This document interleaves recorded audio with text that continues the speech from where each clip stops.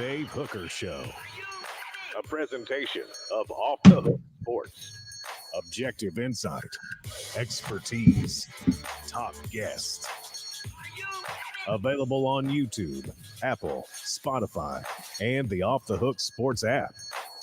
Download now for free. Also available on offthehooksports.com.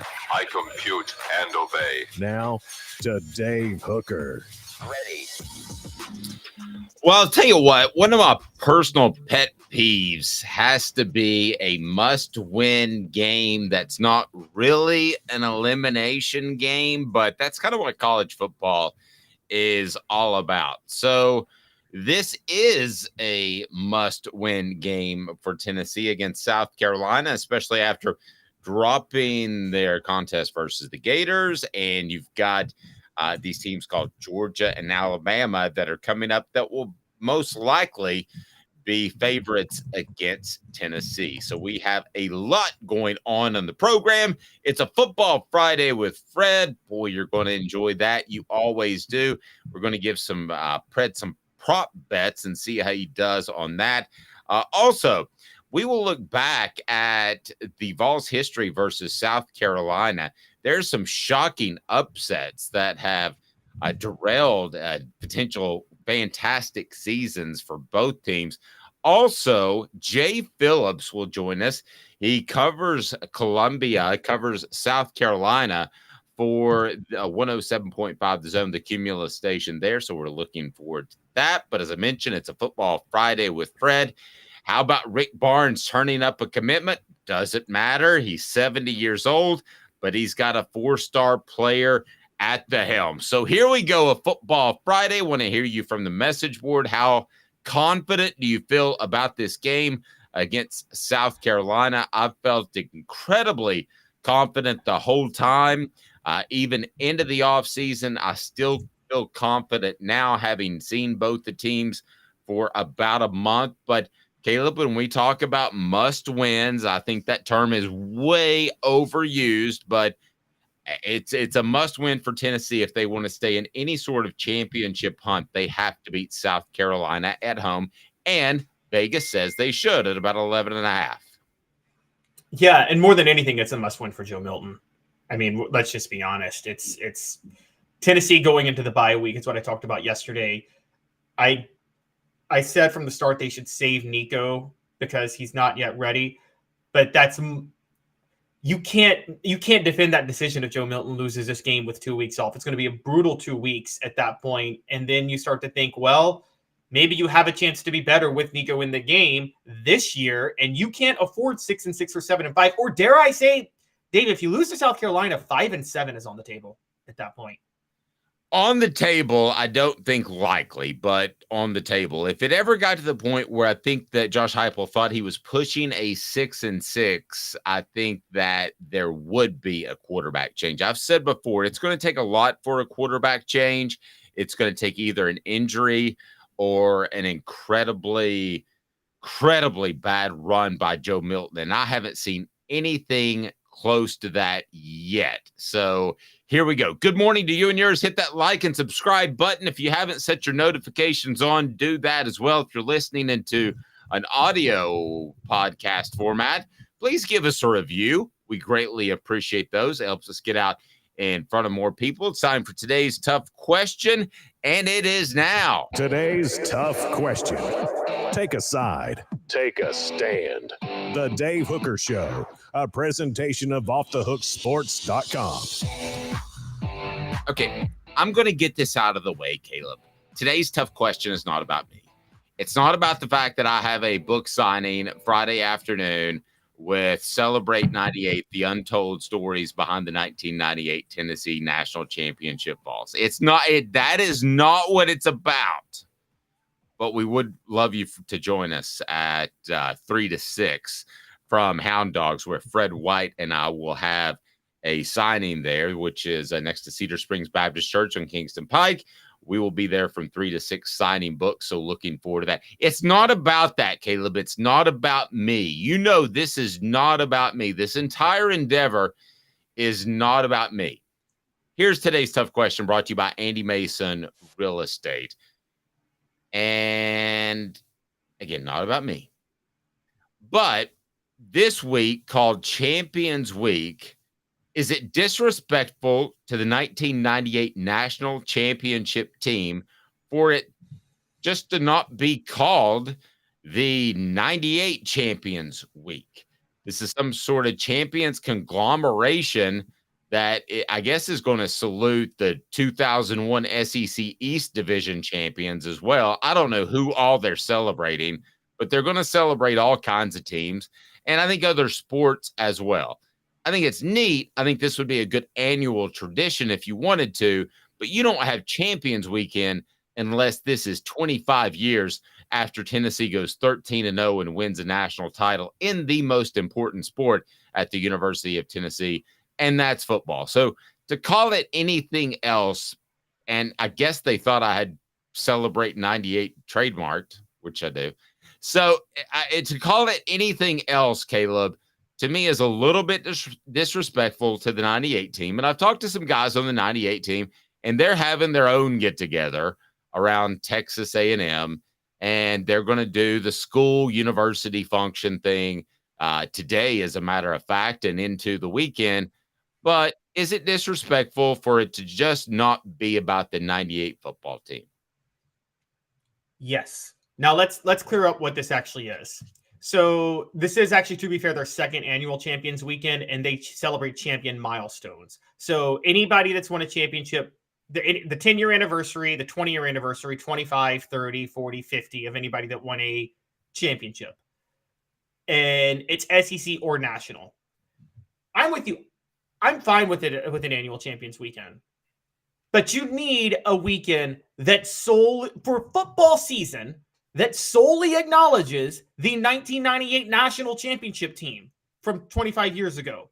Okay. Now, if you want to just acknowledge national champions from Champions Weekend with 10, 20, 25, 50, I'm fine with that. But quite honestly, Dave, this is disrespectful, not just to the 98 football team, but think the women's basketball team, 97, 98, that went 39-0. They have to share this with the 2002, 2003 women's basketball team that was SEC regular season champions.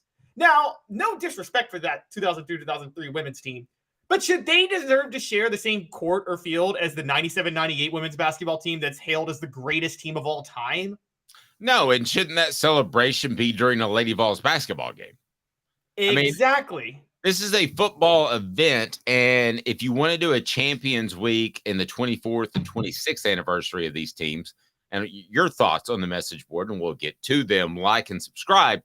If you want to do that on those years and you want to include all champions, that's fine. Go ahead and do that. But this one in particular is the 25th anniversary of the 1998 national championship team. It should be all about them.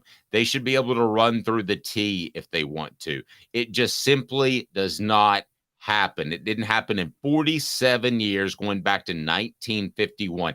That's not the modern era of college football, nor the modern era of college athletics. So give me any two championships of any sport. You can go track, you can go women's basketball. You can't go men's basketball unless you want to talk about like winning the SEC East regular season. You can go any other sport. You give me two champions that you would trade for this one championship, 13-0, 1998 national championship team. There aren't two that even compare to this one. There aren't 10. This championship, 1998. It sounds crazy, like you said that for effect, but it's really the truth. It's the most important championship Tennessee's ever won in any sport. And it outweighs every other championship combined. Okay. It's not close, guys. It's not, you're right. Now, yes, Tennessee fans, the old timers, like, no, we're 6-time national champs. 1938, 1940, 1950, 1951, and 1967. 67 was retroactive. The other four, as you said, were before the modern era. So let's put it this way, Dave. No championship pre-integration outweighs championships post-integration. Do we agree on that? I would agree on that. Like, not even close. Massive asterisk pre-integration. And so the 98 championship outweighs the other 5 Tennessee football national championships. It's the most important championship in the university's history They deserve a weekend to themselves. And you're right, particularly for football season, they should get a weekend to themselves I think they did get one on the 10-year anniversary. I hope they got one on the 20-year anniversary. They should get one on the 25, on the 30, on the 40, on the 50, and just the 98 team. Nobody else. They deserve that much. Okay. I do know this in 2005. You were probably covering it. It's funny. Tennessee lost to Georgia that day, but it was the day Tennessee lost to Georgia in 05. They welcomed back the 85 team by themselves. They didn't welcome back the 65 team or the 35 team or the 45 team. No, it was the 85 team. That team didn't even win a national title. And they were welcomed back because of what they accomplished. The 98 team should get a weekend to themselves every 5 years, I would almost say, because of this. I agree. And here's what I think, Caleb. I believe that there's a separation from the past on purpose, that this program wants to be seen as new and innovative and different and not just the traditional aid program that it was before. And I think Philip Fulmer's role as athletic director is a factor in that. I think they want to distance themselves from that. And Philip Fulmer probably wants to distance himself from that as well. It was not his greatest time at the helm. We can both agree with that. And I feel like every time I see a record put out by Tennessee in their sports information department, it's kind of a little bit with a caveat. We had one come up last week, didn't we? Where we had the longest run in by a quarterback in Tennessee football history when it was Joe Milton going 81 yards. Well, technically, if you go back to a totally different offense, you could say Hank Laricella, right? I mean, there was a gray area there that wasn't pointed out in the release by the University of Tennessee. I believe firmly, and I can tell you the players believe this, the former players from the 98 team, they believe this school is ready to move on without them. And I think this is just another indication of that. So it should be the 98 championship celebration. They should be able to run through the T. And I'll add something else that I've said for a number of years. You win a championship at a school, you should have a statue. Philip Fulmer should have a statue regardless of what happened as AD. The statue should have already been up. He should have a statue just like Robert Neyland, the general at the University of Tennessee at Neyland Stadium. Period. End of discussion. I feel very strongly about that. Well, Neyland does have a statue, but yeah. Neyland does. I'm saying Fulmer should, just like Neyland. Yeah, no, yeah, I'm with you. Yeah, Alabama does that. Every Alabama coach has a statue, and they've had more coaches win national titles than Tennessee has. I mean, Gene Stallings has a statue for that 1 year in '92. And I'm with you. You should wait. Whatever you think about Fulmer, he did win a national title. Now, you want to make statues for other reasons? Fine, but national titles put you in a certain level of lore. And Tennessee should absolutely, the 98 team should be getting more respect than they get. I think, look, but Tennessee has a habit of not doing well with honoring certain team success relative to individuals. And what I mean by that is they'll sometimes honor players from a little more from less successful teams. And I'm not mentioning Peyton Manning because Peyton Manning was just was the best, is in the conversation for best of all time at his position. But Dave, I'll give you one. Like, let's just throw these two out. He was better raw talent, but Leonard Little versus Sean Ellis. I feel like Leonard Little's more beloved than Sean Ellis, but Sean Ellis was as productive at Tennessee as Leonard Little was. Well, there's a reason, partly because of that, because Leonard Little was playing middle linebacker, which nobody can explain to me still to this very day. Let's turn to basketball. No, but Sean Ellis was also better in the NFL than Leonard Little was. Even though Leonard Little was good, Ellis actually had a better NFL career, slightly. Leonard Little made more Pro Bowls. Yeah, but Leonard Little also had some serious issues with the driving thing. So okay.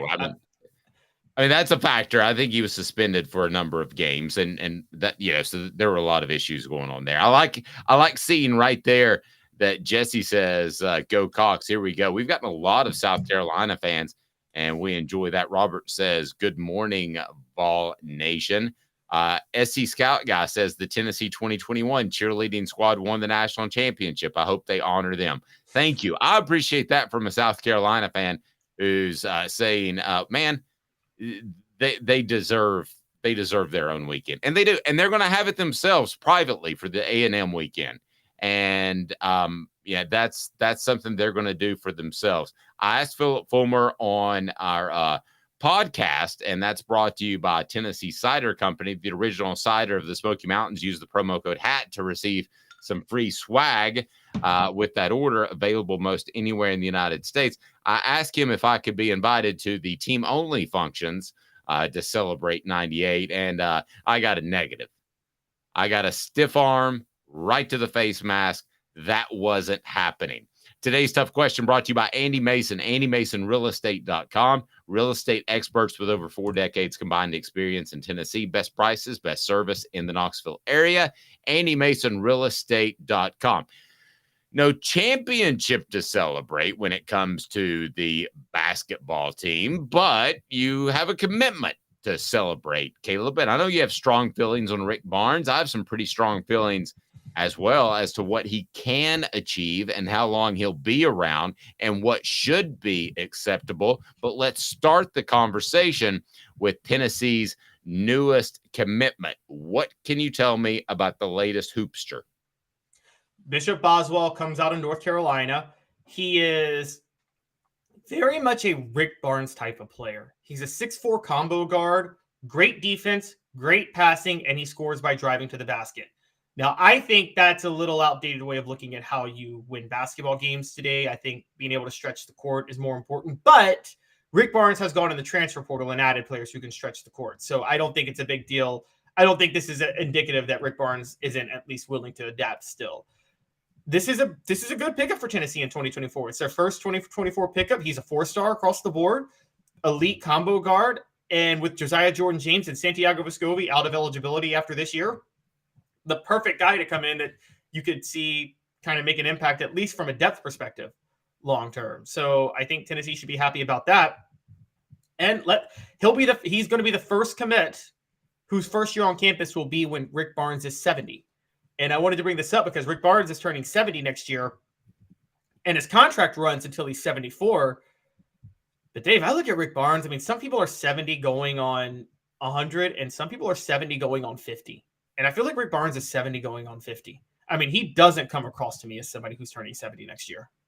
No, I agree. And you could say the same thing about Nick Saban. He just does not look nearly as old as he is. Now, you'd like to have the success that Saban had with Rick Barnes, but you haven't. Who were the other schools involved in the newest Tennessee basketball commitment?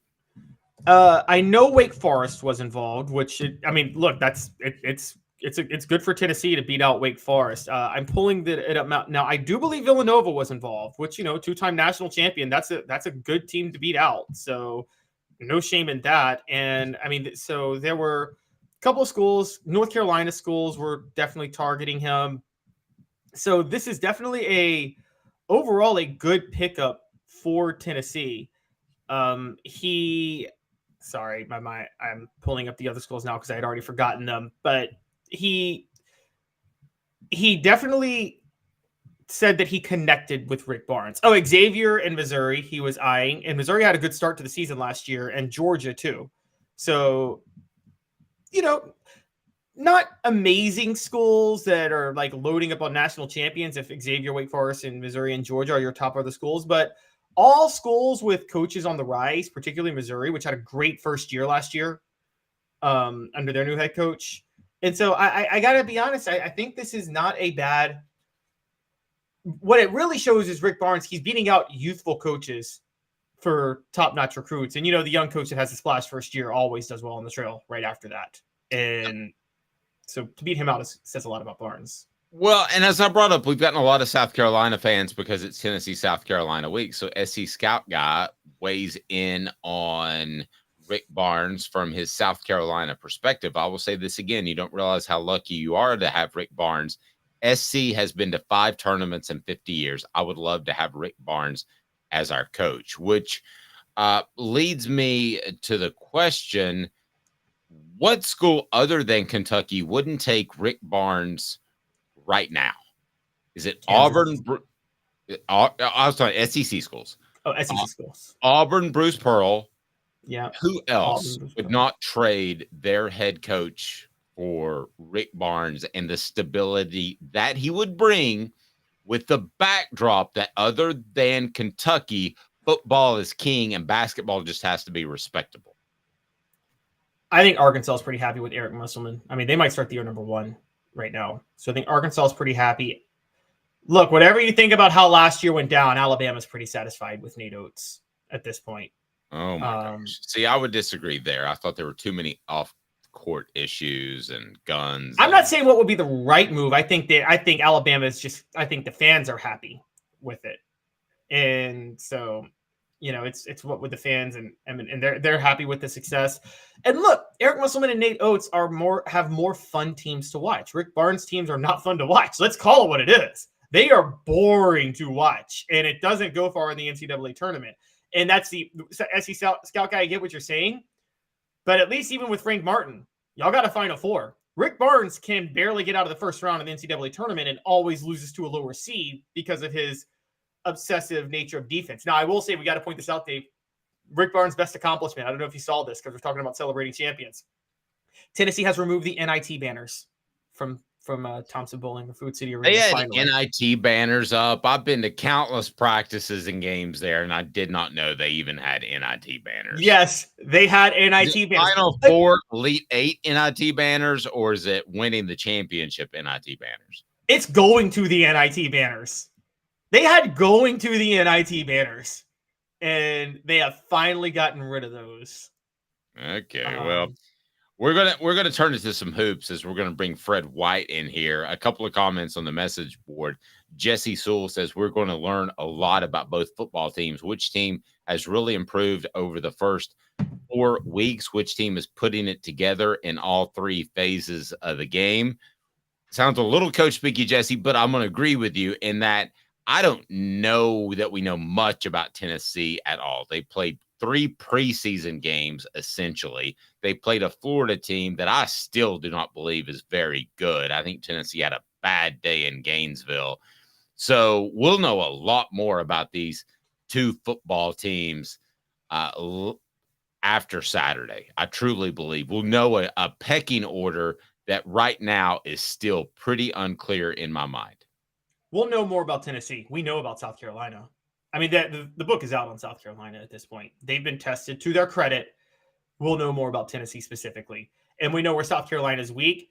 And let's just say it. If Joe Milton struggles with if Joe Milton can't get to 250, 300 yards against this pass defense, Dave, you got a big problem, don't you? But yeah. I mean, you potentially could have big problems across the board in several different areas with Tennessee's football team. If Cooper Mays is not back on Saturday, and I've heard indications that he will be from different various media outlets, but if he's not back, how concerned are you still about the running game, the ability to control the line of scrimmage? Tennessee still seems to be learning exactly what this Joe Milton guy's about. They're learning his game. I think he's learning his game, as you pointed out. Billy Bob Cooter said UT can roll the ball out and relax. These chickens are going to fold in the second half, just like at Georgia. Do you buy that at all? I mean, you're talking about them folding. They lost 24-14 to a massively, massively talented Georgia team. Yeah. I'll tell you one thing. Whether or not you think Shane Beamer is a good head coach, whether or not he has success, wins a championship, whatever his career is, his kids play hard for him. And that's not cliche. That's not cliche at all. Andy Mason Real Estate, over 4 decades combined experience in East Tennessee. Best prices, best service in the Knoxville area. Go to andymasonrealestate.com. Best prices, best service in the best. andymasonrealestate.com. 2 minutes, and it is the one, the only Fred White, VFL, will join us. We'll break down the Tennessee South Carolina game. Hang tight, and it's Fred White. I didn't mean for that to rhyme, Caleb. That sounded horrible. Stay tuned.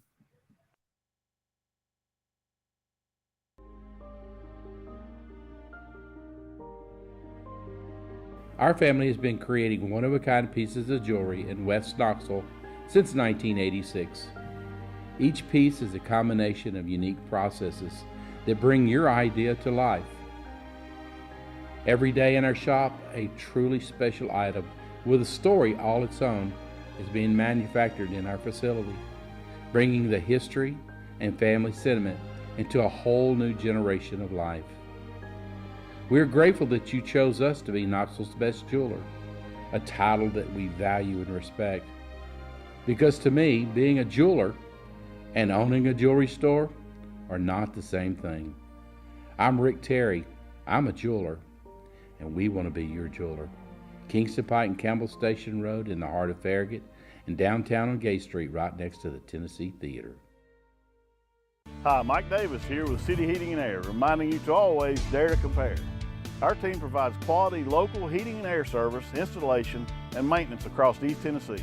We use only the best equipment like American Standard heating and air conditioning for your residential, new construction, or commercial needs. Honesty, dependability, and customer satisfaction have been the cornerstones of our business since 1961. City Heat and Air. Dare to compare.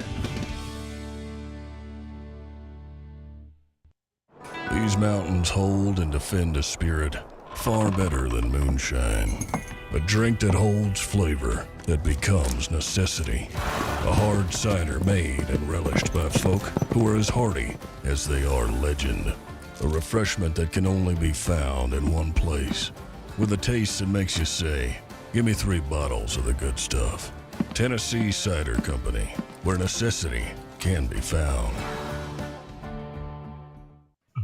Who's this guy? Hello, who is it? The Dave Hooker Show, Who? a presentation of Off the Hook Sports, What? YouTube, Apple, Spotify, and the free Off the Hook Sports app. Back to Dave Hooker. There are a lot of things you may not know about this series, and we're going to connect with Fred White here momentarily. Let's go ahead and get into that before we're joined by Fred, as Fred will help us get a preview of the Tennessee South Carolina game, and also we'll get his thoughts on some prop bets. But you don't think of Tennessee South Carolina as having this intense history, but they actually do at times. And I still say, what was the guy's name with the long mullet hairdo? Help me on the message board. Was it Tannehill? Yes. That's still one of the most disliked players in the history of Tennessee football. There's no question in my mind. He was just not beloved whatsoever. So we'll get to that. Tannehill was right. What was his first name? Because now I think of Ryan Tannehill. The names run together. Steve Tannehill. That's right. SC Scout guy, as he was the guy. The Hemp House, the premier hemp dispensary online with a wide variety and great selection, strict standards to ensure you only receive the best in CBD and Delta 9 products, or Delta products in general. And they have this, the Big Orange Crunch right there, which brings you that Sunday show with Fred, along with our friends at Herald Group Security Solutions, and also our post-game show. So if the Vols win, this is 50% off, and it's got the Delta 9 in it, so you'll love it, and you can order it from our friends at the Hemp House Chat, 2 T's, hemphousechat.com. And don't forget about the Hemp House. So SC Scout guy said, one of the nicest guys you'll ever meet. He is a great high school coach in South Carolina now. I don't doubt that at all.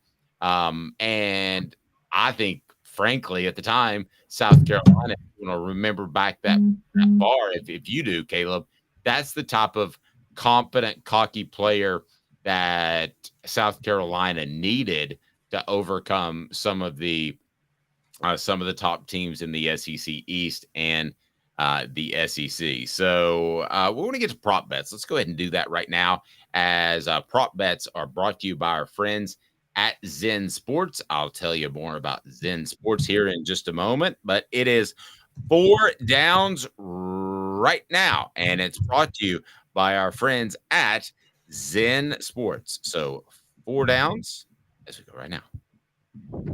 4 downs. 4 questions, 4 answers. The Dave Hooker Show. 4 Downs. A presentation of offthehooksports.com. All right, prop bets. And I love these things because it gives you a great feel for the game. And we will have our game prediction coming up here momentarily. By the way, Jimmy Himes picks Tennessee to win 38-34. So to not cover the spread, which I thought was a big number initially. As we get to 4 downs, it'll be Cooper Mays reminding us what you should do. Cooper Mays here. Hit like and subscribe. You should. So let's go ahead and get to first down and break some of these down. And let's start with the guy who will have a monstrous impact on the game and had the biggest impact on the Columbia collapse for the Vols last year. And that was Spencer Rattler. Over under with him concerns what, Caleb? Because it is. Coop here. First down. There you go. So Spencer Rattler is set at the over-under with 268.5 passing yards for the game. And for context, he's gone well over that 3 of the 4 games this year. The only one he didn't was Georgia, and he had 256 yards, and Georgia has historical talent in the secondary. Yep. So you're asking me if I'm taking the over-under? Yeah, give me the number again. 268.5. I think he'll throw for over 268.5. I think he'll have to. Yeah, I think it's an easy over. And I think that that'll either come because South Carolina plays well, which is scary for the Vols, or that'll come because he is in a trail position, which we have seen many times before. So what else we got? Prop bet number 2, which means it's what down, Coop? Cooper Mays here. Second down. All right, what do we got? All right, so we're looking at there's one where you can bet will there be at least 4+ touchdowns in each half? And I'm going to say yeah. I'm going to say each half there will be 4 total touchdowns at least. So there have to be 8 touchdowns total, but they 4 individually have to be in a half. So you couldn't have a 5 and 3. Right. You could not have a 5 and 3. And I'm like, okay, so if Tennessee is up 21-7 or if South Carolina is up 21-7, that's 4 touchdowns. And then if one team's up big, there's going to be a lot of touchdowns in the second half by the other team trying to come back. I think this is an easy call. I mean, this is just 56 points. Yeah, but this one's goofy to me because what if Tennessee gets the lead and their pass rushers are able to run free in the second half? This one's too complicated for me. I'm staying away from this one just because if the game were to get out of hand, if Tennessee plays as well as they can and Joe Milton has a big day, that seems really hard, especially and on the message board, we're talking about offensive linemen that are out for South Carolina. It seems really difficult for me to think that you're going to have how many touchdowns in the second half?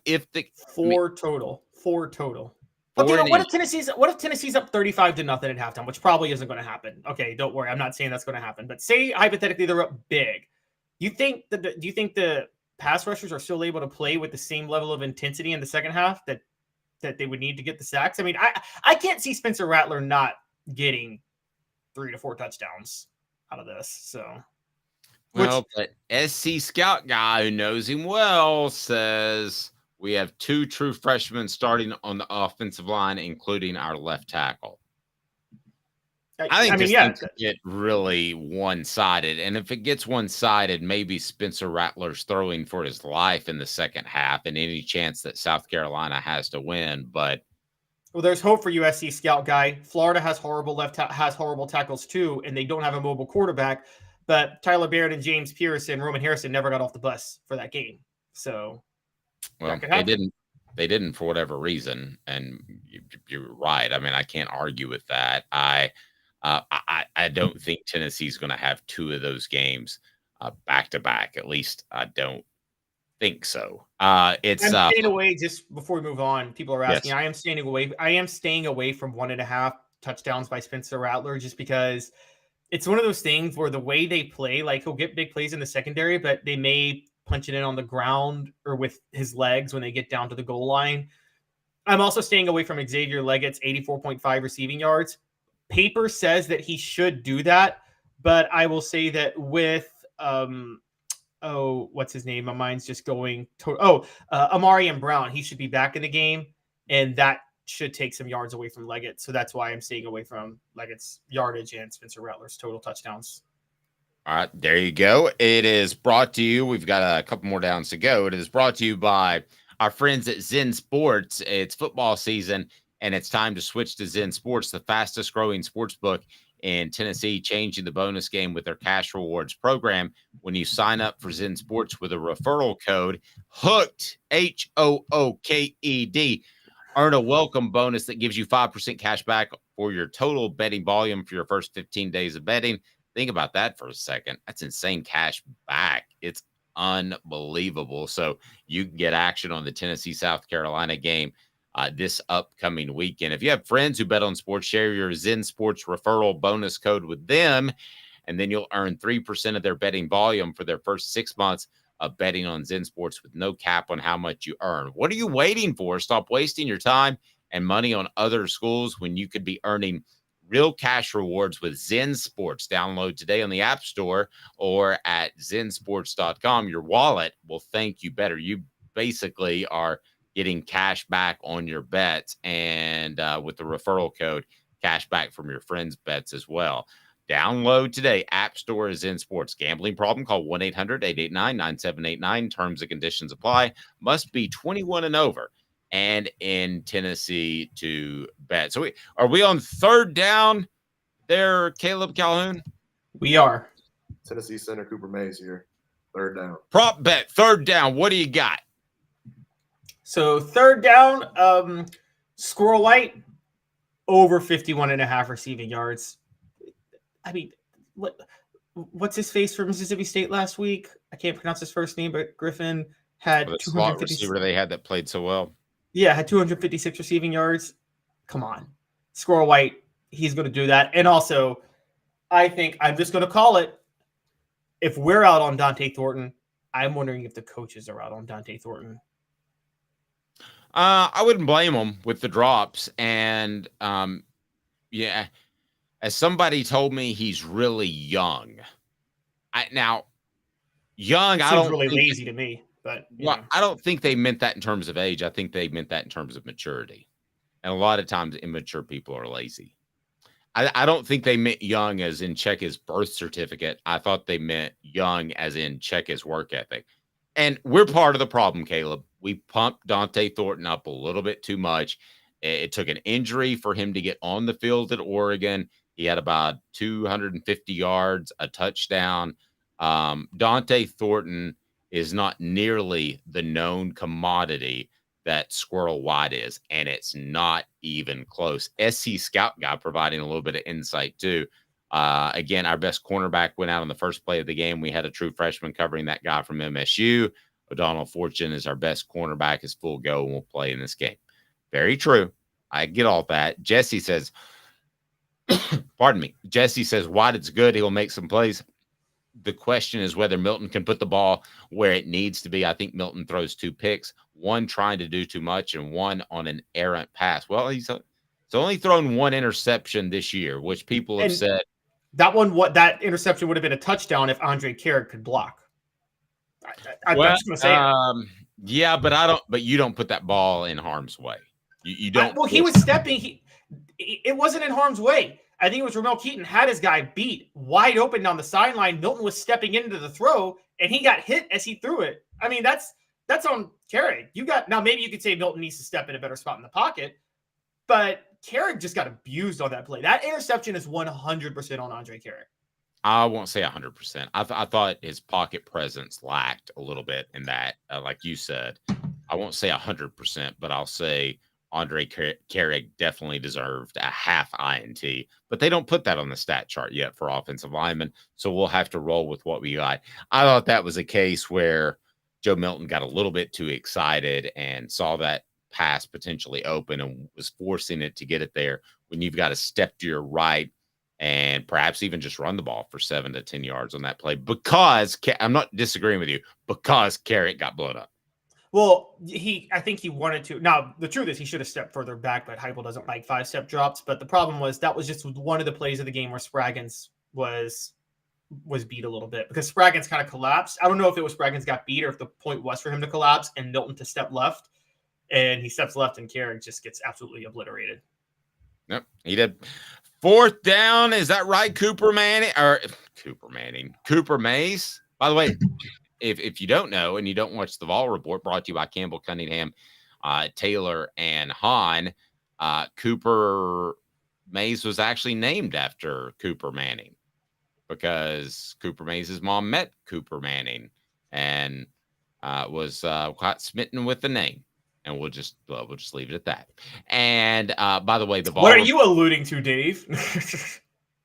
I've done all my alluding for now. The Vol Report with our own Jacob Warren is brought to you by our friends at Campbell Cunningham, Taylor, and Hahn, ccteyes.com. Look at me, no glasses, no contacts. They got LASIK. They have also fantastic cataract surgery and the regular eye appointments. And the other great thing about them is that they're local and they care about you. 4th down, Coop. All SEC center Cooper Mays here. 4th down. Coop, by the way, brought to you by City Heating and Air Conditioning. Support our sponsors. That's why we're here. cityheatandair.com, not a fly-by-night HVAC unit.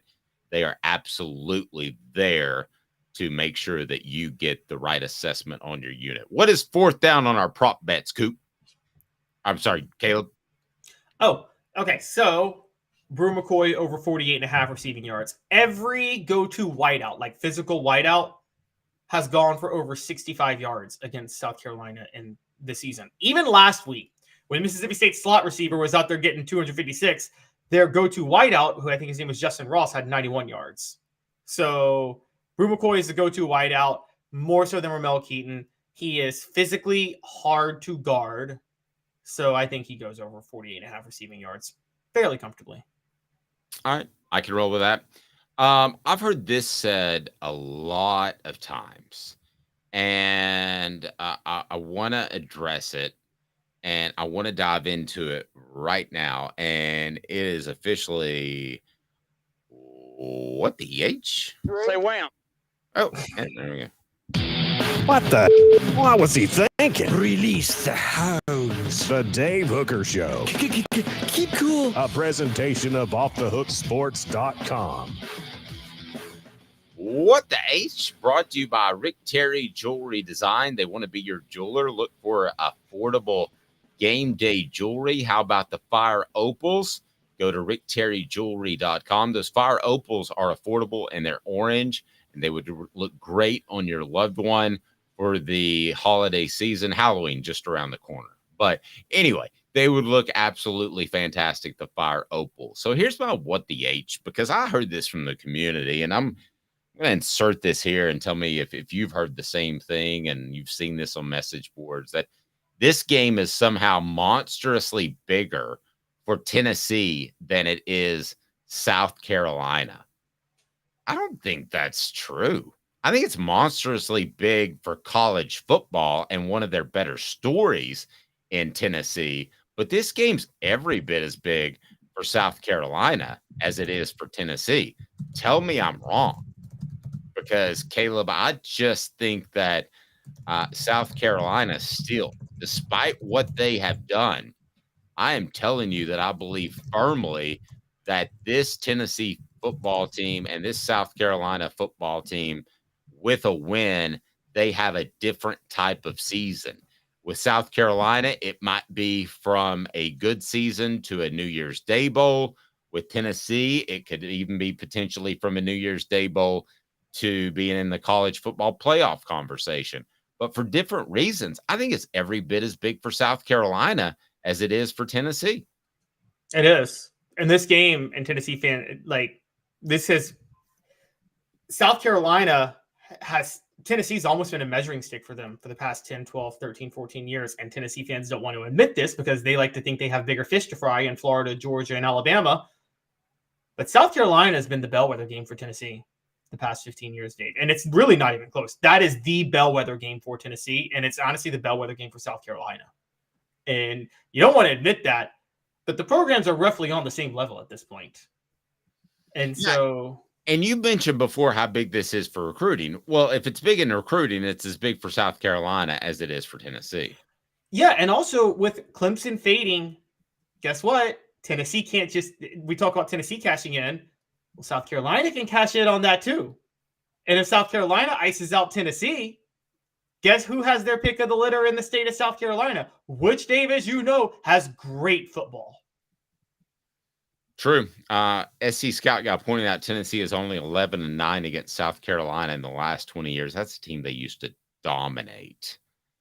That's a pretty stunning stat. And you go back into the day when the 98 team, by the way, you can order the Celebrate 98 book autographed by me. And all you have to do is click right below, place your order, hardcover, soft cover, and already gotten some great reviews, and I'm blessed. And thank you so much. But let's remember that Celebrate 98 team had a guy named Jim Donnan, who was not a great coach at South Carolina. Had a guy at times. He was at Georgia. At Georgia, excuse me. Had a guy named Brad Scott at South Carolina.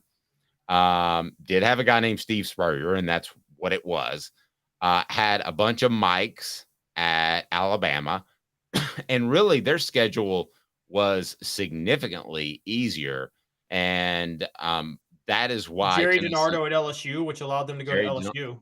Yeah, Jerry DiNardo at LSU. That's a great one. Tennessee hasn't had great success recruiting there. But if you look at the states that they recruited in particular, Georgia with Donnan and South Carolina with Brad Scott, they're going to out-recruit them. And they were going to out-recruit a 89-year-old Lou Holtz at the time, too. Jesse, adding on to that thought, says that Heupel has about a dozen top prospects in Knoxville this weekend, and some are hard South Carolina leans, pushing all his chips into one pile. And I agree with that. Heupel's done it before, probably burned him with a guy named Mazeo Bennett last year. Well, yeah. Well, Mazeo committed after the Alabama game. It was just losing to South Carolina did it in for Tennessee, which I kind of wanted to get to this because 2012 to 2018, every Tennessee-South Carolina game was decided by one score. Every single one. And I think it was like within 4 points every single game from 2012 to 2018 during that time. Guys, there have been 3. Last year was the 3rd major upset that derailed one of the team's seasons. We know South Carolina beating Tennessee last year, what that did to Tennessee. Well, 10 years ago, Dave, it's funny. You compare Shane Beamer to Butch Jones and you compare Josh Heupel to Steve Spurrier. You've said Shane Beamer is the new Butch Jones and Josh Heupel is the new Steve Spurrier, right? I have said that. Well, 10 years ago, the greatest team in South Carolina history, led by Steve Spurrier, went 11-2. One of their losses was to Tennessee's first team under Butch Jones, which went 5-7. By the way, if South Carolina wins that game, they go play for the SEC title. And I'm just going to say it up front. They might beat Auburn because Auburn was the luckiest team in the history of college football that year. And they were not that good. They were lucky to get to the national title game. South Carolina could have beaten Auburn, and they might have played for the national title that year. But Tennessee upset them with Butch Jones. And then the most notable one. Sorry? No, you go right ahead. The most notable one is 1992. South Carolina SEC newcomer. All Tennessee has to do is beat South Carolina, and they go play for the SEC title, which was in Birmingham that year. They lose to a not very good South Carolina team its first year in the SEC, and Tannehill, I guess is how you pronounce his name at the time, 24-23. That didn't just cost Tennessee the East. It cost Johnny Majors his job. So totally altered the future of Tennessee football. Yeah, and you wrote about some of the big games in this series. And I can tell you from being in school and knowing the players, there's nobody they hated more than Tannehill. Daniel says, for me personally, this has become more of a rivalry than the big 3 in Alabama, Georgia, and Florida. I'm not willing to go that far because of historical significance, but it is, I believe, getting into the conversation, especially if you don't play Georgia or Florida on an annual basis, and it looks as if that's going to be the case. South Carolina has been competitive with Tennessee longer than Tennessee has been competitive with any of those teams.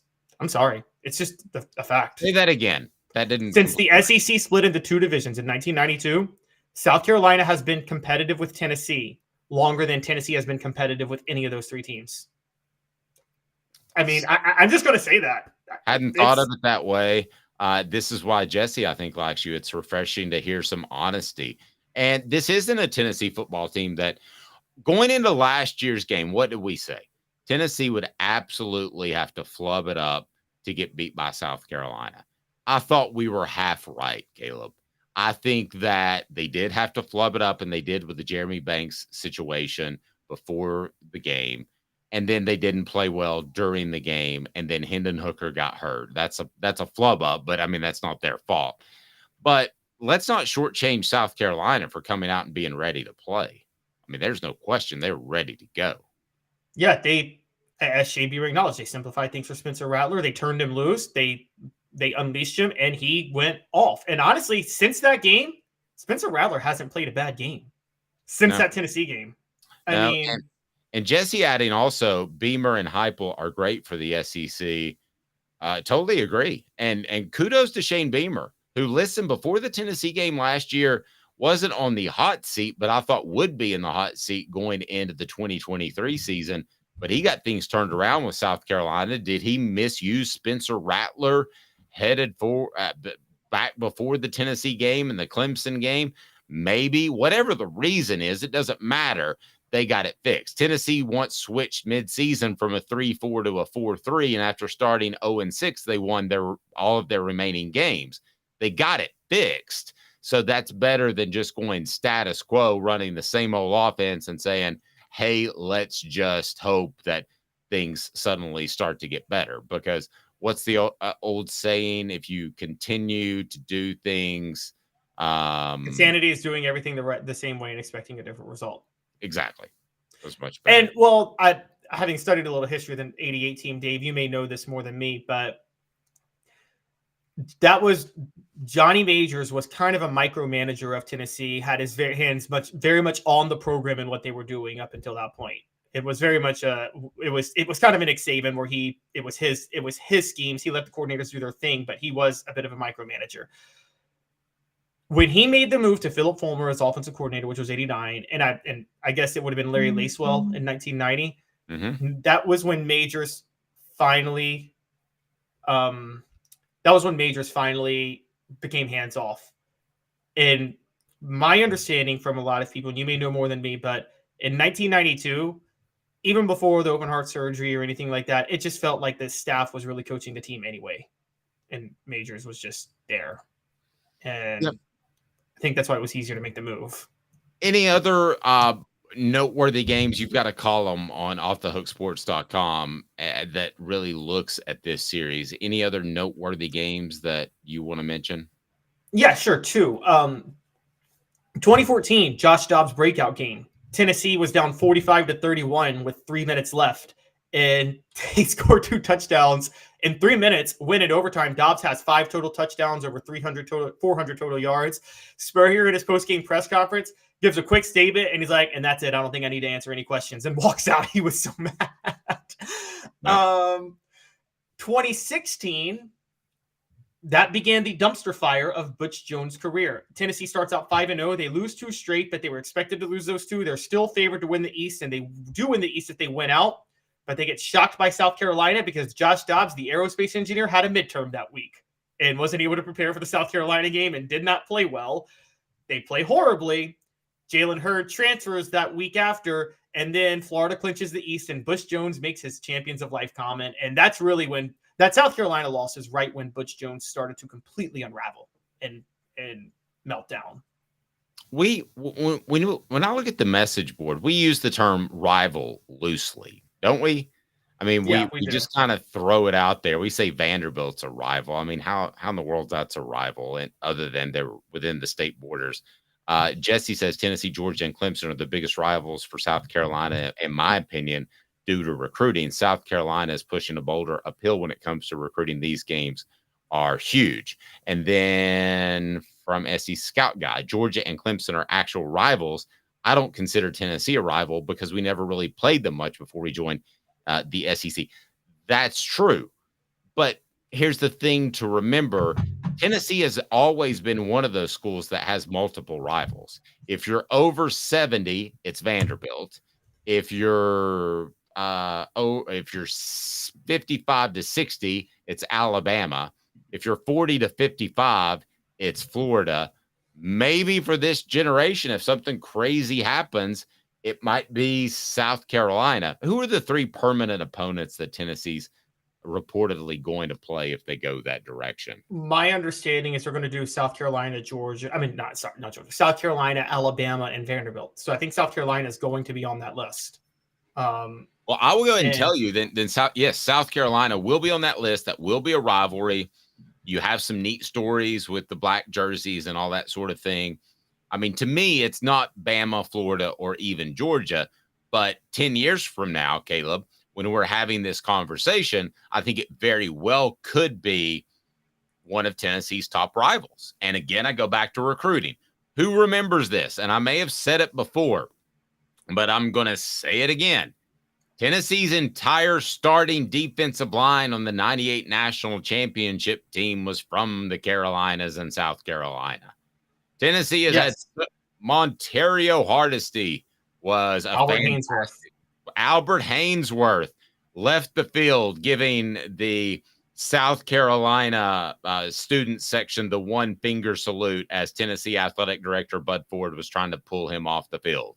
So if it's not a rivalry, it's pretty darn close. But maybe that's just the SEC as a whole. Sports Treasures covering over 5 million sports treasures and so much more. They're dropping stuff all the time on Facebook. So just go and follow sportstreasurestn.com, sportstreasurestn.com. Maybe instead of just trying to wedge in the R word as we do, Smoky Mountain Red says it yes. He says it best. He says this game is gaining in importance year after year. And if they turn out to be permanent opponents, that's certainly going to be the case. Jay Phillips knows South Carolina like nobody else. He is the man. He joined us in SEC Media Days, and I'm telling you, he will be able to break it down for you. So we look forward to talk to Jay Phillips on 107.5 The Zone. We'll get a breakdown of the Gamecocks, Tennessee, South Carolina. It is a Football Friday brought to you in part by Tennessee Cider Company, the original hard cider of the Smoky Mountains. Use the promo code HAT, that's HAT, to receive some free swag with your cider order, available most anywhere in the U.S. tncidercompany.com, tncidercompany.com. 90 seconds, great breakdown with Jay Phillips after this. Candace, I was really heavy into the drug culture. I was selling drugs. I was just constantly in pain. I was missing like a good support system in my life. Candace has given me everything that I need in order to successfully have a wonderful recovery, in order to have a life that I didn't even know was possible. And it's not just about me anymore, and I love that. I absolutely love it. You can take your life back. Call Cadis today. With all that sun, sand, and salt water, the beach is a very relaxing place. Unless you wear contacts. Ow! Open your eyes to the best the beach has to offer with LASIK vision correction from Campbell Cunningham Laser Center. Sports Treasures in North Knoxville is one of the South's largest sports cards and memorabilia dealers, featuring over 10 million sports cards from vintage to modern. Sports Treasures carries a full line of hobby boxes, singles, autographed memorabilia, Tennessee Vol collectibles, fan cave decorations, and so much more. See a museum full of collectibles at Sports Treasures, 4819 North Broadway in Fountain City, and Sports Treasures on Facebook. Sports Treasures, where the real sports fan goes to shop. You're listening to The Dave Hooker Show, a presentation of OffTheHookSports.com. The internet is full of pictures of each and every one of you. Available on YouTube, Apple, Spotify, and the Off the Hook Sports app. Download now for free. Is there nothing you people can't do? Also available on OffTheHookSports.com. All righty, here we go. Let's go ahead and bring him in on our Apex Apparel Group hotline. Design, brand, market your way. Unique products to promote your business with unparalleled customer service. They printed up our Hooker t-shirts, Off the Hook Sports t-shirts. And if you order one of my books, Celebrate 98, the untold stories behind Tennessee's 1998 national championship, it's right below. You can order it. And for this week, for Champions Week, which celebrates the 98 team and basically everybody else that has won a championship, then you can you get a free t-shirt with that for this week only. And that is apexapparelgroup.com. So it is time to talk with our very special guest who knows South Carolina, I mean, as well as anybody. I'll just go ahead and tell you that. Jay Phillips joins us now with 107.5 in Columbia. Jay, I think, just got his run in. Jay, you look fantastic, slim. You're taking care of yourself. Way to go, my man. Thank you. I do what I can. Can y'all hear me okay? I am a little nervous about that. Is everything sounding good? You sound golden. You are perfect. Just want to be absolutely sure. Yeah, I do what I can. I'm an old man, Dave. I gotta stay. I still have 4 kids to raise, so I gotta look the part. You know what I'm saying? My 2 are at college, and I got one word for you: glorious. Yes. Yeah. Oh, I have 3 in college now. So okay. 1 in high school, but no, we're getting along, man. I'm looking forward to this one tomorrow night. I love this rivalry. I heard you guys just a few minutes ago talking about that. It doesn't feel like one of those Georgia-Auburn kind of things, right? Or even what Tennessee does. Certainly, not the Alabama rivalry, but like even Tennessee-Florida. But I saw a breakdown of it a minute ago, and I forget how many years. I want to say last 15, 20 years. 2 points separate these teams. In the last 20 games, it's 11-9 in favor of Tennessee. 3 of them have gone to overtime. I'm going to miss it next year. I'm like you, Carolina fans don't want to see the Georgia game go away either. Both Tennessee and Georgia roll off the new schedule next season. I hope it's a one-off. But this has become just a really big, pivotal game, I think, for both of these teams. And certainly, despite the excitement from Carolina fans last year over what happened here in Columbia, that was an anomaly. This thing is a lot tighter than what last year would ever have suggested. It is. And going back to last year, how stunned were you by that game? We learned that Tennessee had some in-house fighting afterwards, but we didn't know that going into the game. Tennessee was supposed to show up and roll and be in the college football playoff conversation for another month. Well, and remember, Carolina had just come off a debacle down in Gainesville. Yeah. It was, you went, I mean, seriously, man, you talk about one of life's moments where you go from the lowest of lows to the highest of highs in an 8-day period. And South Carolina football did.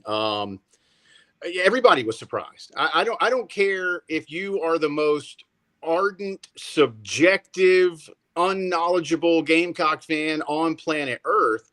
You didn't see South Carolina doing that to Tennessee last year. And remember too, y'all, Carolina got up big and then Tennessee made it 35-31. And at that point you're like, oh, okay, well now we've got the game on our hands. And then boom, South Carolina just went right back at it and ended up winning quite comfortably. And I know Hendon went down late and that made some difference, but I think by then, even if you got Hendon Hooker playing at an even higher level than he was playing last season, playing at a Cam Newton level, I don't know if there's enough time for Tennessee to come all the way back, but no, that was big. And then they carried some of that into the Clemson game, which was, good for Carolina fans who had not won in Clemson in 10 years to be able to go do that.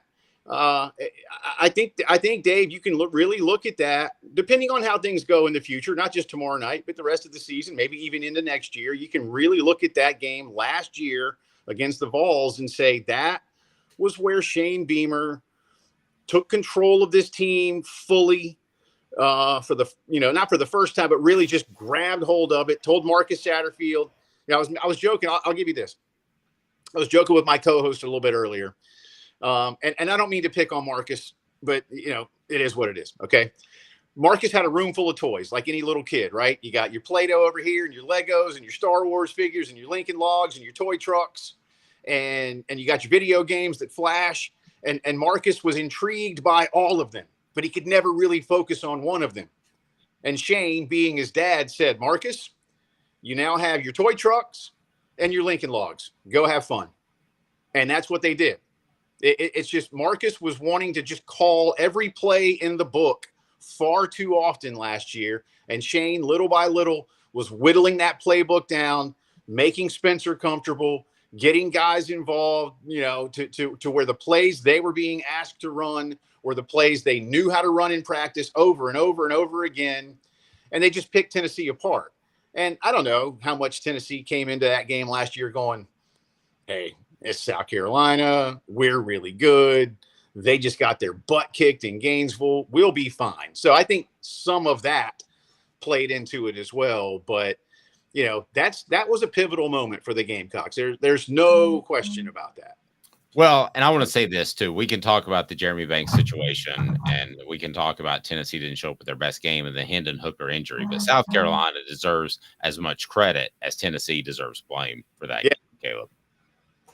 Yeah, Jay, I want to look at this year because, since that South Carolina game, Spencer Rattler hasn't really he hasn't looked like the Spencer Rattler before that game. Even though South Carolina's 2-2 this year, I've been saying every guest we've had on this week, and we all agree that Spencer Rattler is head and shoulders better than every other quarterback in the SEC. And I don't think there's a close second.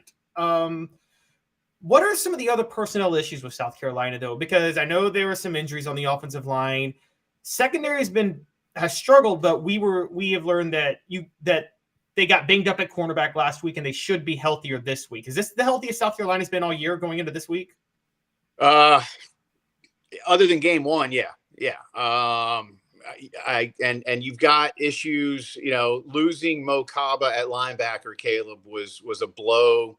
The biggest concern I have really across the board, and a lot of schools have this, but it's the second level depth.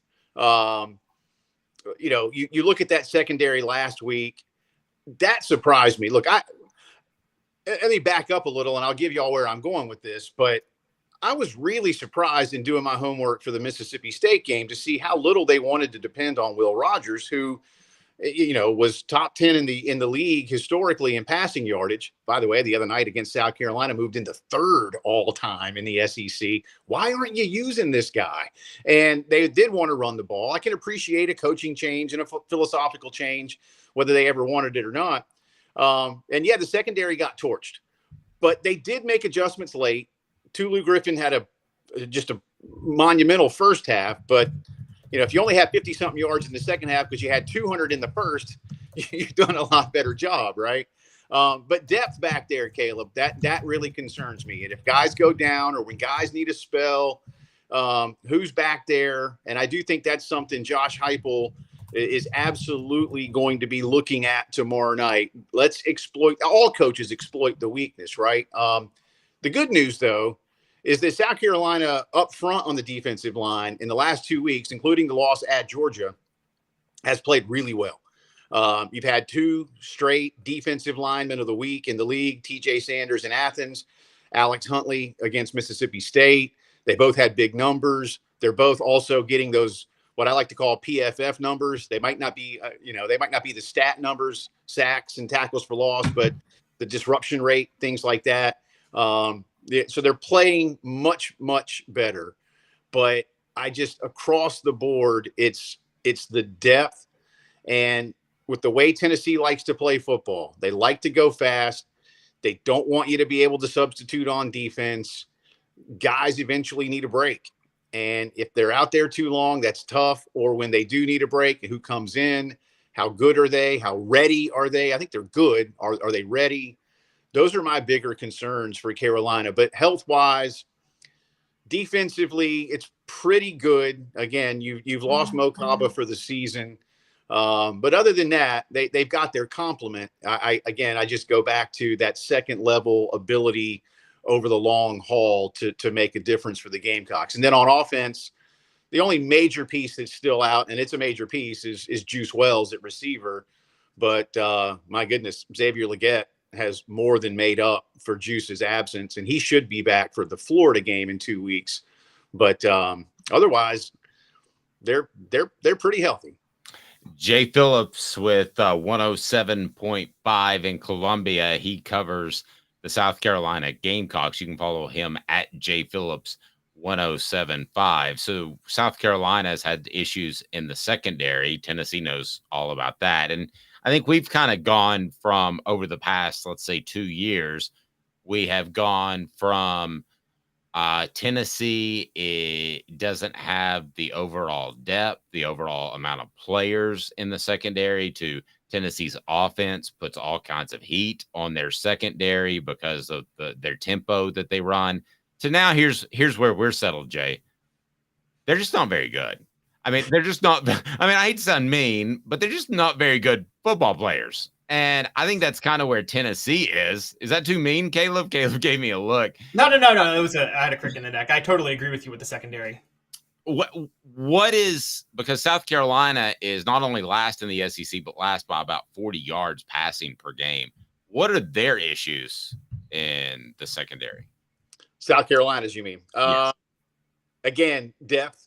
I think I was surprised at just how easily Will Rogers was able to pick them apart last week. And again, I think they clamped down a little bit better late in the game. The Gamecocks were able, the term I've been using on my show all week was they've been able to, or they were able rather to keep State at arm's length. They're just, might be the same thing, Dave. You've got guys in Cam Smith and Marcellus Dial that went to the NFL, and there were not like for like replacements for those two going into this season. And so when you've got to have guys learn on the fly, I like what O'Donnell Fortune can do. But and again, Dial is solid, but for a guy who's been around a while, he's good. He's not great. Him and Worry and Smith got beat a few times at safety, and those were freshman All-America types last year, still coming along. You can you can exploit their weaknesses when you need to, but you might be on the same kind of line there. I think when you lose NFL dudes and don't replace them with NFL dudes the way a Georgia, Alabama, and LSU do, there's a drop-off, right? Until you develop those guys into NFL types. And I'm not expert enough to tell you where Fortune and Dial may lay this year relative to those guys last year. Great point. I want to get your prediction. I want to get Caleb's prediction as well. We know the spread is around 11. Our predictions brought to you by Herald Group Security Solutions, leadership, experience, specialization, addressing problems through unique mission-specific mitigation techniques, also making your children safer one school at a time. If there are private schools right now, go to your administrator and say, I want you to know about Herald Group Security Solutions, and you need to give them a call. We're going to get them in public schools soon, but for now, we're going to try to avoid all the tragedies we can that we've heard so much about with school incidents. So it's heraldgrp.com. These guys are highly trained, heraldgrp.com. They are more than just security guards. Most have served in the armed forces as well. Jay, what is your prediction in the game? How do you see this thing shaking out? So I am asked every week to do a prediction for one of the local fan sites, the On3 site, Gamecock Central. And I just did it about, what time is it here? I did about 2 hours ago. Perfect timing. I don't know how much of my subjectivity is involved here because I really, Dave, you've known me a long time. I attempt to not be that guy. I think the spread is way too high. Oh, I agree. I don't get it. And I'm not one of those. Let me preface this. I'm not one of those, when a spread is too big, oh, that's disrespectful. I can't believe they would do that to my team. Look, it's not my team. Yes, I went to South Carolina, but I have learned how to do what I do for a living. Vegas doesn't care. Vegas doesn't care about respect or disrespect. Vegas sets a number to make you part with your money, right? Like we know that's what it is. But that said, I look at these two teams. South Carolina's played the number one team in the country. They played another top 20 team. They played a okay other conference team in Mississippi State. And yeah, you played Furman. I think South Carolina has, as a body of work, has played much tougher competition than Tennessee. Tennessee's numbers are gaudy, but Tennessee's played what I consider one strong team, and that was the loss at Florida, where I thought Florida was much better. So I think South Carolina keeps this close. I picked South Carolina 30-27. I don't know how realistic that is because I could also see where this game is maybe, say, Tennessee 27-24 late. They get the ball. They go score a touchdown. They win by double digits. And while it might not quite be that 11 or 12 that we're looking at right now, they do basically what the line had sort of lent towards. I just think South Carolina got better the last 2 weeks, guys, and against better teams than what Tennessee has seen. I know what Heupel can do. I like Milton, but I don't love Milton. I like the fact that Tennessee's got a nice trio of backs, so I think that keeps their run game fresh. That concerns me the most, by the way. But I think this game is tighter, and if Spencer does what Spencer's been doing, and every other trend continues moderately upward for the Gamecocks, I think they can win this game. Jesse says, before I get to Caleb's prediction, because I want to address this, spread is high because early season models are garbage. Only a human being that understands the game can watch them and tell you which team is good and which is bad. Stats this early tell us nothing. True. I think the spread's this high because Vegas has insiders on every significant school, and I think they think that Cooper Mays is going to play Tennessee center, who has been out the entire season. There was 2 schools of thought, hold him out for a little bit longer so he gets the off week. But I think that's what Vegas thinks. I don't know that. I'm not reporting that. Goodness knows I don't want to get in trouble with that. We have the Vol Report with Cooper Mays brought to you by City Heating and Air Conditioning on our channel.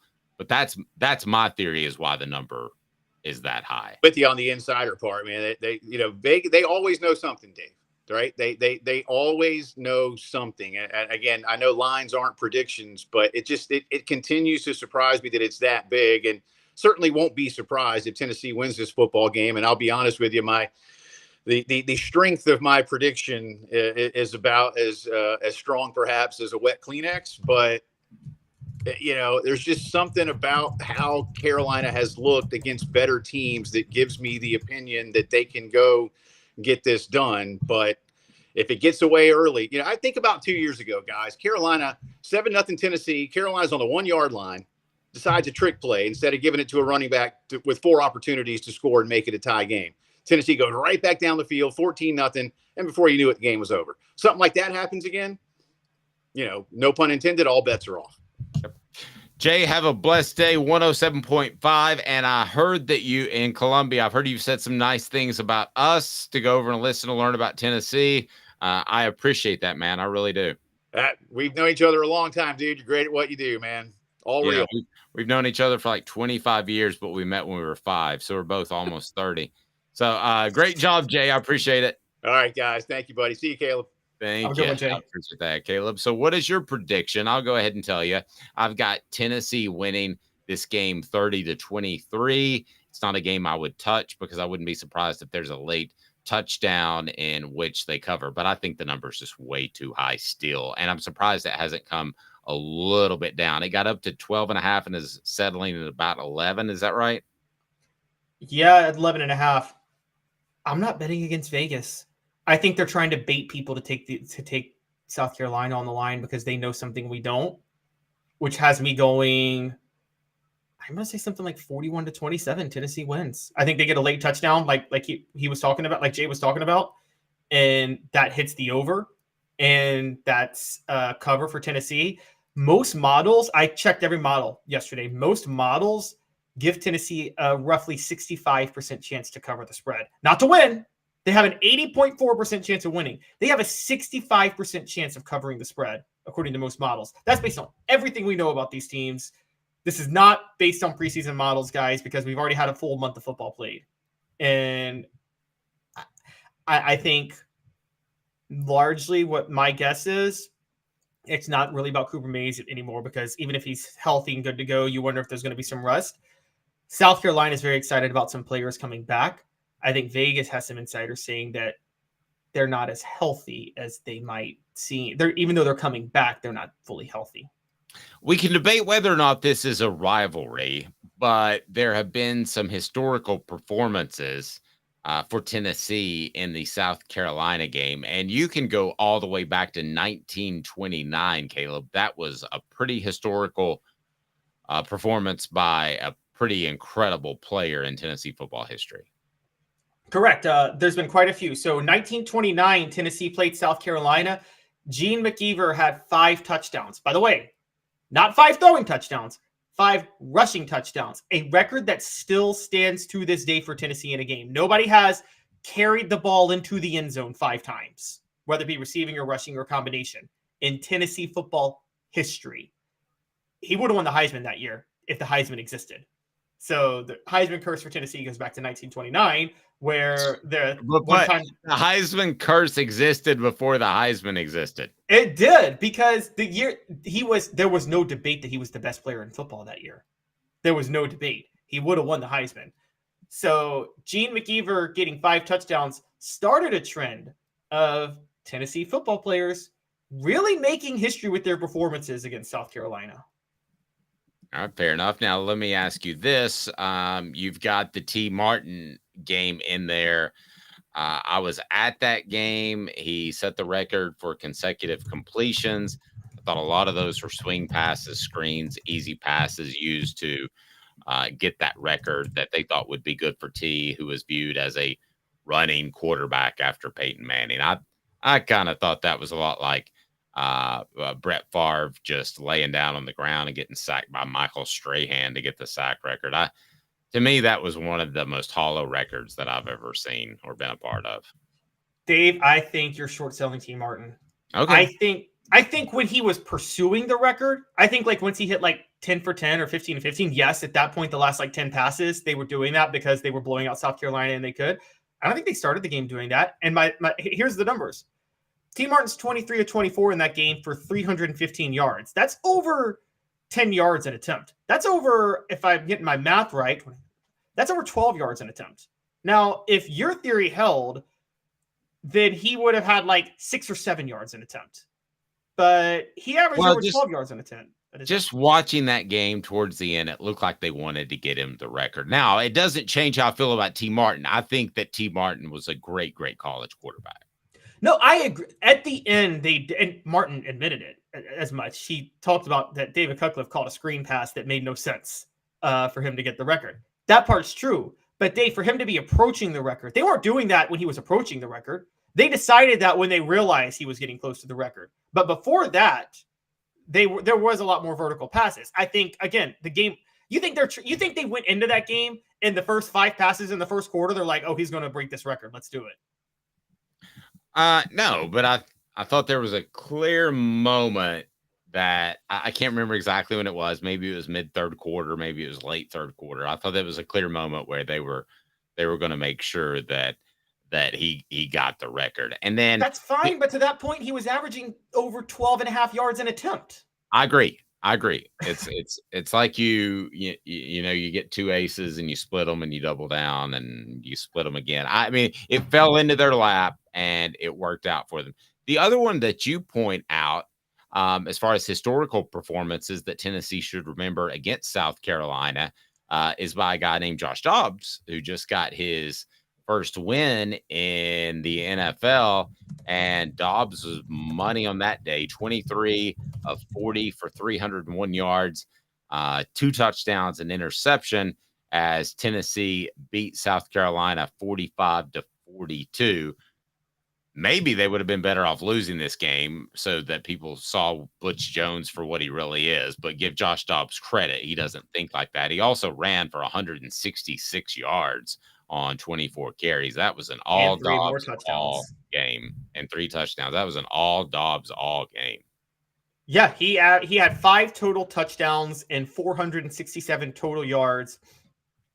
I believe this was the first ever 100-yard game ever by a Tennessee quarterback, and Dobbs actually did that like 4 more times. Hendon Hooker did it, I think, once or twice, but Dobbs has like 4 or 5 of those games on his resume, 100 games. And I'm saying 300 passing, 100 rushing. Then you got Dustin Colquitt in 2003. I was at that game. What did Dustin Colquitt do in 2003? I don't even remember. Oh, he averaged. This was a really ugly game for Tennessee. They won 23-20 in overtime on a fade pass from Clausen to James Banks. There's a rumor that when they shook hands at midfield, there was no proof of this, but there was a rumor that Philip Fulmer told Lou Holtz, you should have won that game. But I don't know if that's true. But yeah, and Lou Holtz responded, "Well, suffering succotash, that's your pride." But Dustin Colquitt averaged. He averaged 51.7 yards per punt on that game on 7 punts. The only reason it got to overtime was because Tennessee dominated field position. He had 5 50-yarders. He had a 63-yarder that went out of bounds at the South Carolina 2. Their average starting field position was on their own 12-yard line. It's the greatest game ever. It's the only. There's 2 games that I can say a punter won the game for Tennessee. One is South Carolina. The other one was later that year, Dave, Miami. Dustin Colquitt won that Miami game by himself. He was the MVP. Yeah, fair. That punt to Sean Taylor was the greatest punt of all time that Taylor fumbled. Yeah. Smoky Mountain Red said, did you say no one had 5 TDs rushing and receiving or just running in a game? What was that stat you threw out there? No one had 5 TDs rushing or receiving or a combination of the 2 in Tennessee history outside of Gene McKeever in 1929. So basically carried the ball in the end zone 5 times. That's the way I looked at it. No one carried the ball into the end zone 5 times. So not passing is what you're... Yeah, not passing. Okay. Think about it in fantasy. You get more points if you carry it into the end zone than if you throw for it. Has anybody else done that since? No one's done that since for Tennessee. Wow. Good stuff. All right. He's Caleb Calhoun, and I trust him on that. I'd probably look it up after the show with anybody but him. But if he says it, I certainly believe it. So we will have that the big wrap. That'll be brought to you by Herald Group Security Solutions after the game. We'll also have that. Wait. Jalen Hyatt last year. Jalen Hyatt last year. That's what I was thinking. Yeah, Jalen Hyatt last year. Excuse me. That was the first one since. So okay. My significant apologies on my end. I don't know how I forgot that one. We always overlook Jalen Hyatt is what we did. And we'll also have, so we got the big wrap brought to you by Herald Group Security Solutions. And we'll also have that Sunday show with Fred brought to you by Herald Group Security Solutions, leadership, experience, specialization, addressing problems through unique mission-specific mitigation techniques, making your children safer one school at a time. And I'm telling you, they'll do that. We're talking about highly trained security individuals that will make schools safer. We're going to get these in public schools. So if your child or daughter, or your son or daughter, your child goes to a private school, have them reach out to Herald Group Security Solutions. We've already made a difference. We're going to continue to do that. And we're going to avoid some of the tragedies that we've seen across our country. And also, I remind you, the Hemp House, the premier hemp dispensary online with a wide variety, great selection, and strict standards to ensure you only receive the best in CBD or Delta products. They also have the Big Orange Crunch. Tennessee wins. They'll be 50% off on Sunday, and you can get 10% off just by using the promo code HOOKED. Support our sponsors. Again, it's Champions Week, so anybody that purchased the book, which is right below Celebrate 98, the Untold Stories of the 1998 National Champion Tennessee Vols, will get a free Off the Hook Sports t-shirt. And I'm here to tell you, it is not a rehashing of the season. It is stories that you haven't heard before, and I think you'll greatly appreciate it. So unless you're on that team, 90% of that book is stuff that you did not know. And I think that you will appreciate that book. I certainly hope so. The reviews coming back have, quite frankly, made me a little bit swollen up at times, a little bit humbled, and I greatly appreciate that you guys have enjoyed the book. And if you can, we would love for you to order it on offthehooksports.com because I can sign it for you and ship it to you directly, because I'll be frank with you, Amazon takes all the money. But if you can leave a review on Amazon, that helps us get us out there. So Caleb, will you promise me you'll leave a review even though I don't think you've read the book yet? I will absolutely leave a review. You were supposed to send me a copy, Dave. I'm going to send you a copy. You are on the list with Philip Fulmer. So that's an exclusive list of people I've got to send a copy of the book to. We got a lot going on. We got a lot of work going on right now, guys. Yeah, I know. The book was supposed to come out in May, but I had a little health issue. So it came out when it came out, and that's where we are. It's Celebrate 98. Order the book, and you'll love it. If you don't, you can get on this message board and just rip me to no end every day, and I'll never ever block you. How about that? I'm that sure you'll like the book. You can say Dave's fat, Dave's an idiot, Dave's stupid, Dave has a big head, Dave's eyes are too close together, he's got wrinkles. You can do whatever you want to. And Dave thinks Nashville talent is still good. Sorry. He's Caleb Calhoun. I'm Dave Hooker. So we both have Tennessee winning, but not covering. I got them covering. Nope, I got them covering with a late score. Okay, I've got them not covering. I'm going to roll out a bottle of Gentleman's Jack on the show next week when this happens. There you go. We'll break it out at our 3:45 a.m. production meeting. He's Caleb Calhoun. I'm Dave Hooker. This has been a presentation of Off the Hook Sports.